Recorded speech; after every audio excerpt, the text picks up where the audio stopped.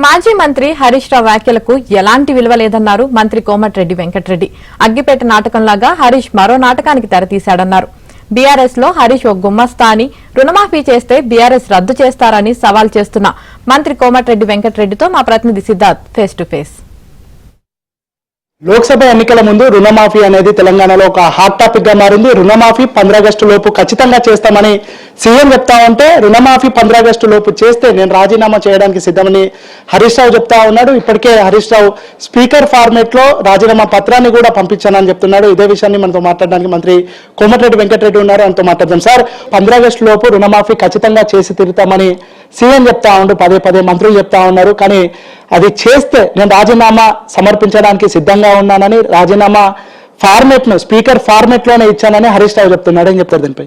నేను speaker format 1.5 లైన్లో ఉంటుంది. హరీష్ రావు పారిపోయింది అనడానికి నిదర్శనం ఇదే.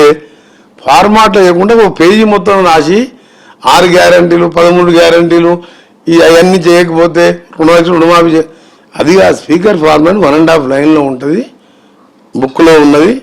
ఆయన 7 సార్లు ఎమ్మెల్యే అని ఆయనకు తెలుసు. పారిపోయిండు. నేను ఒకటే హరీష్ రావు చెప్తున్నా, అసలు నీ పార్టీలో స్థానం ఏంది?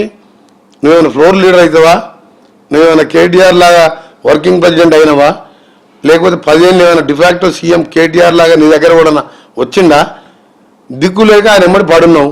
నేను అందుకనే చెప్తున్నా, మీ ఓనర్ ఉన్నాడుగా కేసీఆర్తోని ఒక స్టేట్మెంట్ ఇప్పి మా హరీష్ రావుతో రాజీనామా చేపిస్తా, మా పార్టీ అవసరం ఉంటే మూసేసుకుంటాం అని చెప్పి ఒక స్టేట్మెంట్ ఇప్పి.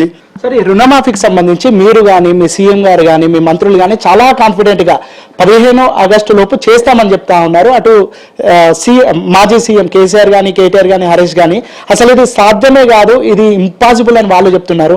మీకున్నటువంటి కాన్ఫిడెంట్ ఏంటి? ఎట్లా చేస్తారు? నేను ఒకటే అడుగుతున్నా, ఇంకెందుకు నీ రాజీనామా ఎవరు కావాలని ఏంది ఉట్టి బోడి ఎమ్మెల్యేను? మీ మామ దగ్గర మీ ఓనర్ పార్టీ ఓనర్తో ఒక మాట చెప్పి మా ఎమ్మెల్యేతో రాజీనామా చేపిస్తాను నేను చేస్తే అని చెప్పు. 6 గ్యారెంటీలు 5 అమలు చేస్తున్నాం. 40 కోట్ల మంది మహిళలు బస్సులలో ఎక్కి తిరుగుతున్నారు. ఇవాళ 0 బిల్లు వచ్చింది. ఒక్కసారి ఈ ప్రభుత్వాన్ని నువ్వు ఎవరన్నా మంచి పని చేసింది అన్నాడా? నువ్వు ఎందుకు ఆలోచన రాలేదు 500 రూపాయల సిలిండర్కి ఇవ్వాలని? ఆలోచన వచ్చిందా నీకు? పేదవానికి ఏమైనా చేయాలని? తెలంగాణ వచ్చినాడు 16,000 కోట్ల మిగులు బడ్జెట్తో తెలంగాణ వచ్చింది. అటువంటిది 7 లక్షల కోట్లు అప్పు చేసి 3,900 కోట్ల లోటు బడ్జెట్తో 26,000 కోట్ల బ్యాంకులకు వడ్డీ బాకుంటే అవి కట్టడంతో కొద్దిగా ఆలస్యమైంది. ఈలోడు ఎలక్షన్ కోడ్ వచ్చింది. ఇప్పుడు ఆర్థిక క్రమశిక్షణతో ముందుకు పోతూ ఆగస్టు 15కు రుణమాఫీ చేయబోతున్నాం. సార్, ఫైనల్ గా 15 ఆగస్టు లోపు రుణమాఫీ చేస్తాము అని చెప్తున్నటువంటి మిమ్మల్ని నమ్మాలా రైతులు? 15 ఆగస్టు లోపు వాళ్ళు చేయలేరు, వాళ్ళకు ఓటేయకండి అని చెప్తున్నటువంటి బీఆర్ఎస్ ను నమ్మాలా? గతంలో 70,000 కోట్లు దేశవ్యాప్తంగా రుణమాఫీ చేసిన సోనియా గాంధీ యూపీఏ చైర్పర్సన్గా, మన్మోహన్ సింగ్ ప్రధానమంత్రి ఎవరు అడగక ముందే 2005లో 70,000 కోట్లు అంటే 20 ఏళ్ల కింద ఇవాళ 70 లక్షల కంటే ఎక్కువ, 1,00,000, 2 లక్షలు, 5 లక్షలు, 6 లక్షలు ఉన్నంత వరకు కూడా రుణమాఫీ చేసిన పార్టీ రైతుల పార్టీ కాంగ్రెస్ పార్టీ.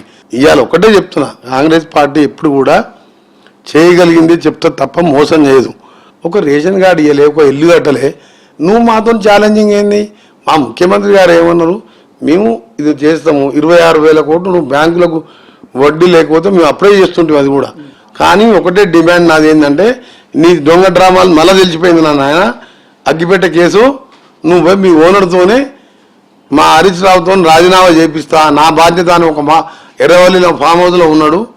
ఆడికెళ్ళి సాయంత్రం 5-6 గంటలకు వెళ్తట్టుండు, వెళ్ళిపోయి బీజేపీ గెలవాలని చెప్పి డమ్మీ బీఆర్ఎస్ క్యాండిడేట్ పెట్టుకున్న కేసీఆర్తో ఒక స్టేట్మెంట్ ఇప్పించమని నా డిమాండ్. ఓకే, ఇది మొత్తానికైతే ఆగస్టు 15 లోపు ఖచ్చితంగా రుణమాఫీ చేసి తీరుతామని హరీష్ రావు రాజీనామాకు సిద్ధంగా ఉండాలని మంత్రి కోమటిరెడ్డి వెంకటరెడ్డి చెప్తా ఉన్నాడు. వీడియో జర్నలిస్ట్ తిరుపతితో సిద్ధార్థ, ఏబిఎన్ ఆంధ్రజ్యోతి, హైదరాబాద్.